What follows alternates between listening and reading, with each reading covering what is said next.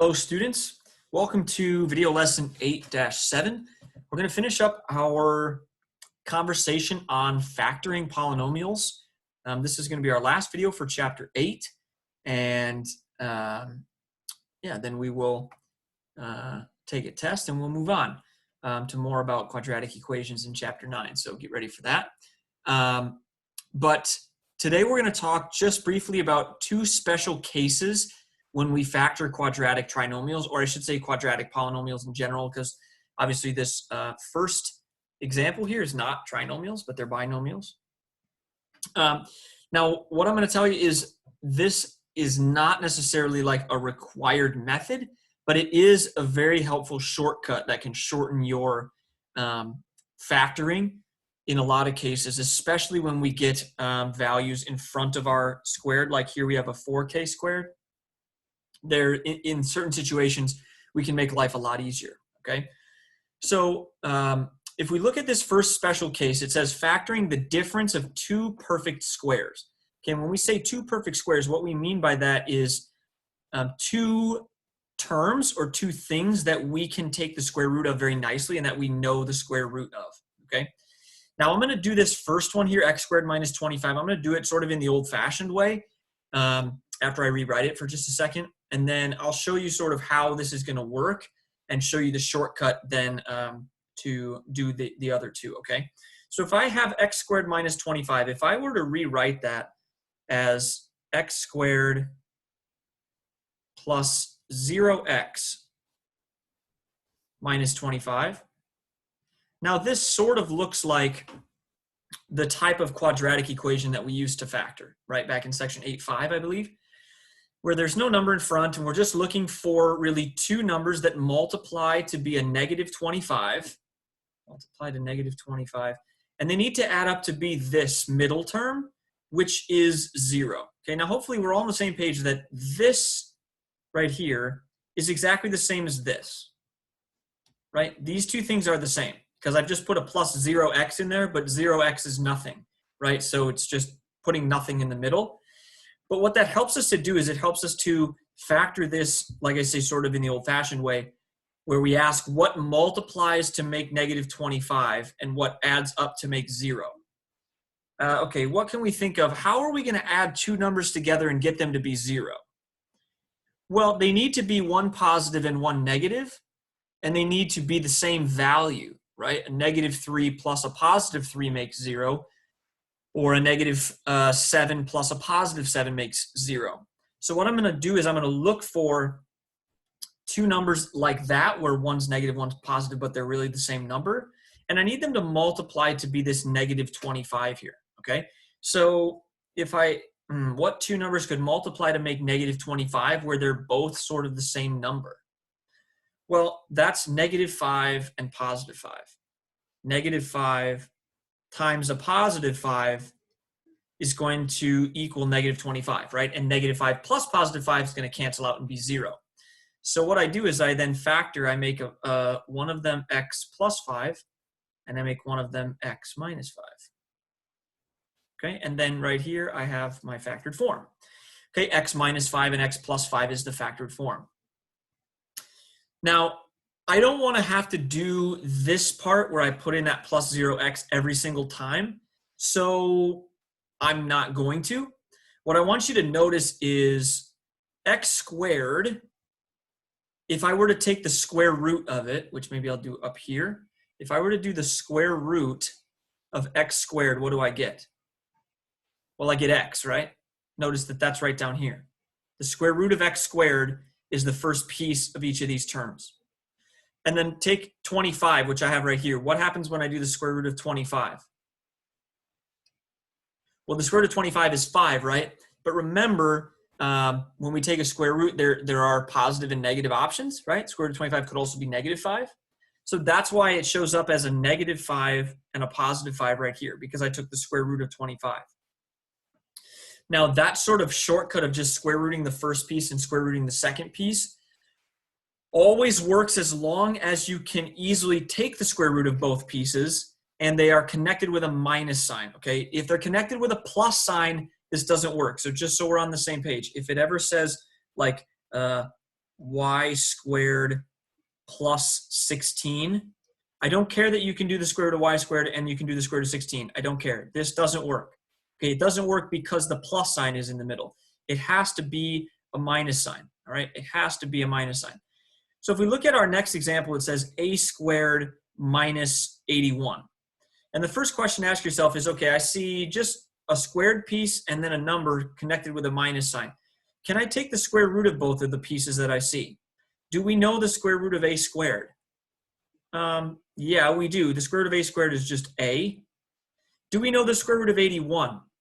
Square root of 81 is 9. So what I can do is I can immediately factor this into a minus 9 and a plus 9. Okay, a minus 9 and a plus 9. So because I knew the square root of a squared was a and the square root of 81 was 9, I just write my two factors. One has a plus, one has a minus. Okay, or one has a minus, one has a plus. Doesn't matter what order they come in, by the way. You could do a plus 9 and then a minus 9. Doesn't matter. But I get a plus 9, a minus 9 as my two factors because I knew the square root of this piece and I knew the square root of this piece. Okay? Now our last example does have a number in front here.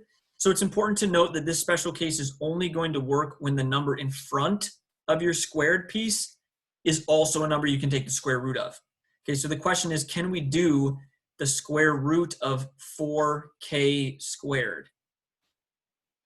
Well, yeah, we can, because we can do the square root of 4, and that's 2. We can do the square root of k squared, and that's just k. Okay? So I can do the square root of this first piece. Can I do the square root of the second piece, the square root of 49?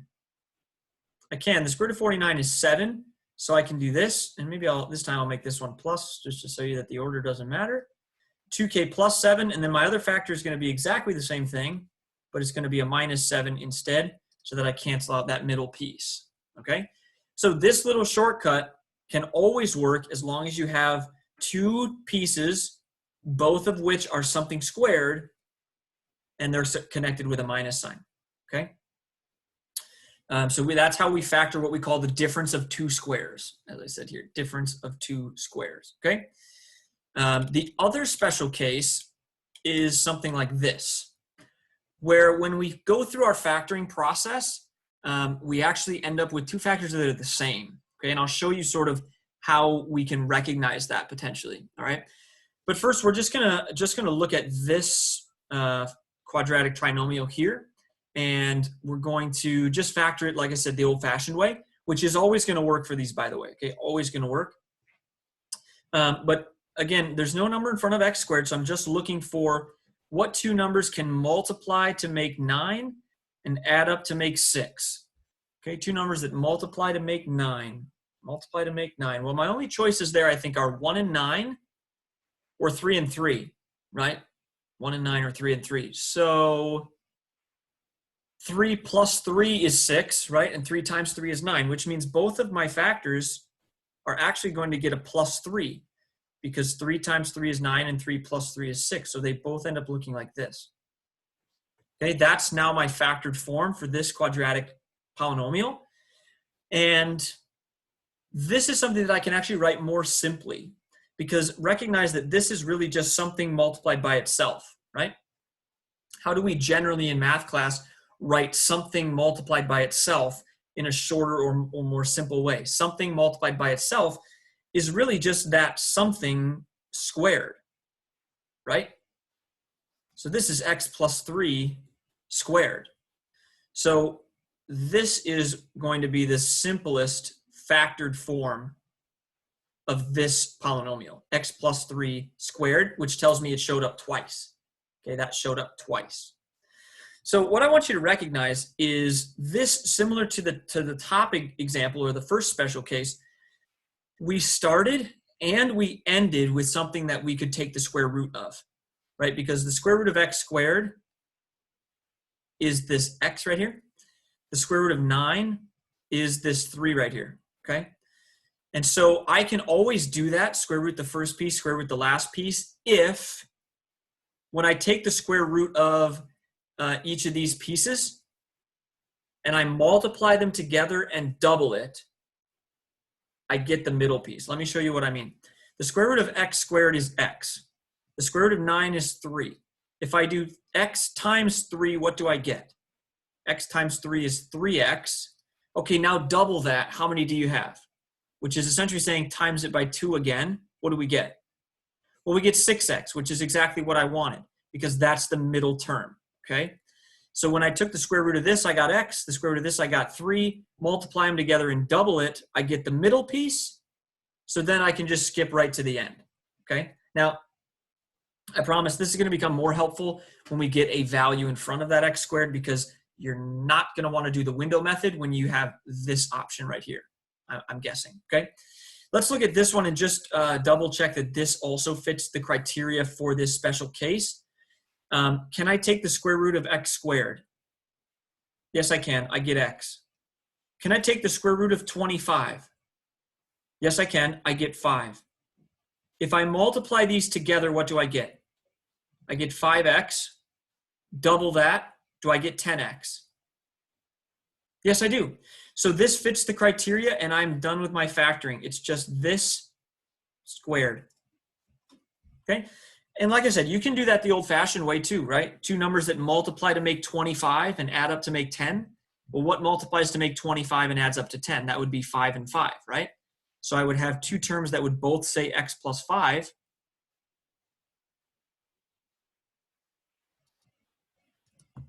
Okay, and then we could rewrite that x plus 5 squared.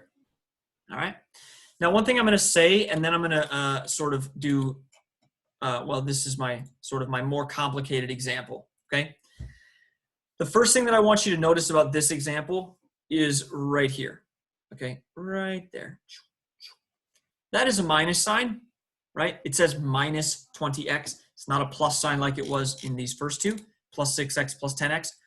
All that means, you guys, is when I do my factoring, if this fits the special case, it's going to say something minus something squared. Okay, instead of up here I had x plus 3 and x plus 5, that's because these signs were plus signs. Okay, now that this sign is a minus sign, this is going to be a minus sign. Okay, so the sign in your final factored form, it's a lot of f's, is always the same as what's on this middle term. If it's minus something x, it's minus. If it's plus something, it's plus. All right. Now let's ask ourselves if this fits the criteria for the special case. Can I take the square root of 9x squared? Do we know what that is? Yes, we do. Because the square root of 9 is 3. The square root of x squared is x. Okay? So far, we're looking good. We can square root the first piece. Can we square root the last piece? Can we square root the last piece? Yes, we can. We can do that. That becomes the square root of 49 is 7. Right? Square root of 49 is 7. Okay? So now we just ask ourselves, okay, when we multiply those together, what's 3 times 7? 3 times 7 is 21x. If I double it, do I get this? Uh-oh. No, we don't. We don't get that. So this particular quadratic trinomial doesn't actually fit the special case. So this doesn't work. So this is not the correct factored form for this. Okay? It's incorrect. But if it were to say, instead of 20x, if it were to say 42x, now when I do this same process, the square root of 9x squared is 3x. The square root of 49 is 7. I multiply those together, I get 21x, and if I double that, do I get what I want? Well, 21x times 2 more is going to give me 42x, which is what I have, okay? So it has to match up with the middle term when you multiply these and double it. Otherwise, this doesn't work, okay? But if it does work, it can make your life a lot easier. Now, like I said, you're going to like this particular example a lot more because without this special case, we would have had to do a window method, right? And if we just quickly remind ourselves about the window method, the first thing I would have to do in the window method is I'd have to do 9x squared times 49. Anybody know 9 times 49? 441, I think. So what two numbers multiply to make 441 and add up to make negative 42? Anybody know? Anybody? No? Nobody knows? Yeah, right. I didn't think so. None of us really know that. So this whole process can be eliminated because of the special case, all right? Because I could take the square root of the first piece, I could take the square root of the second piece, and now that I changed it to be minus 42, when I multiply these two things together, my two square root answers, and double it, I get the middle term, okay? Now, like I said, you never necessarily have to use particularly this special case, because I know it's kind of complicated with the square root things and multiply them and then double them and all that stuff. You never have to do it, but it is going to make your life a lot simpler if you can get the hang of recognizing this type of quadratic trinomial, okay? If you have any questions about either of the special cases or when you're allowed to use them, please reach out to me. Otherwise, a lot of our answers, you guys, are going to look like this, okay? Particularly in the first half of your homework, it's something in parentheses, something squared. And then in the second part of your homework, they're all going to look like this, where it's something minus something and then something plus something, right? Same pieces, but one's minus, one's plus, okay? So that's the kind of thing I want to see in your homework. If you struggle with it, please reach out. Email, phone, Zoom office hours are all available. Otherwise, that's all I have for you, and we'll talk to you soon.